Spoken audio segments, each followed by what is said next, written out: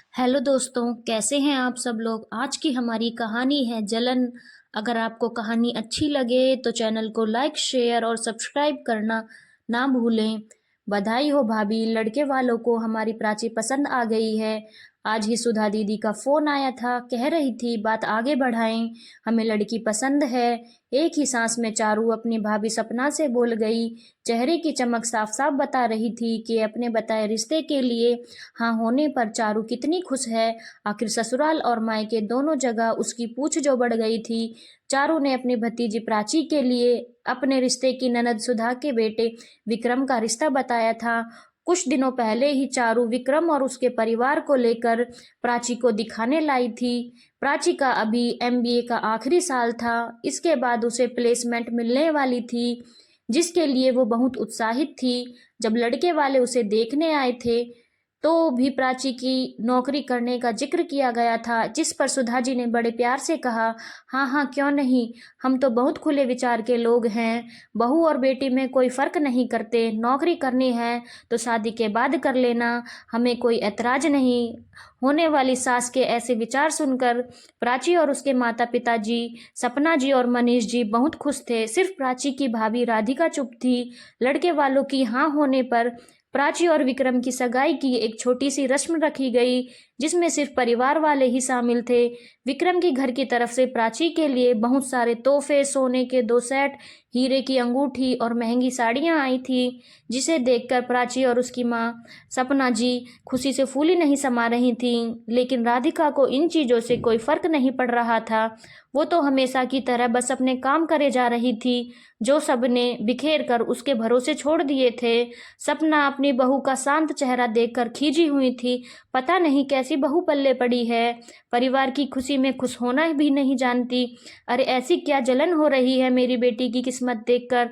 ननद है तेरी, कुछ दिनों में अपने घर चली जाएगी हमारी लाडो, फिर घूमती रहना अपना लटका हुआ मुंह लेकर। माँ की बात सुनकर प्राची भी बोल उठी, हाँ भाभी, मैं भी देख रही हूँ, जब से मेरी सगाई हुई है आप खुश नहीं हैं। क्या आपको खुशी नहीं है कि मुझे इतना अच्छा ससुराल मिल रहा है।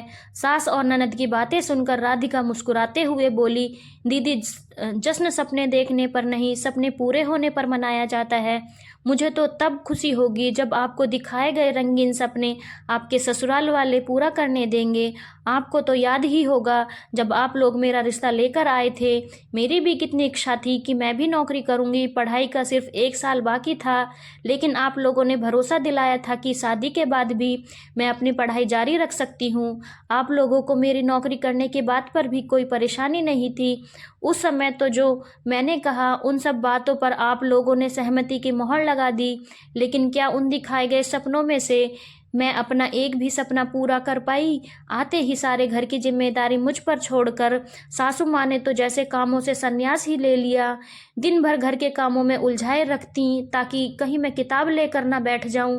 दिखाने को तो शादी में मुझे भी 2 सोने के सेट चढ़ाए गए थे, लेकिन शादी के बाद एक बार भी मैंने उन गहनों की शक्ल नहीं देखी, क्योंकि वो तो सासू माँ की तिजोरी में सुरक्षित रखे हैं।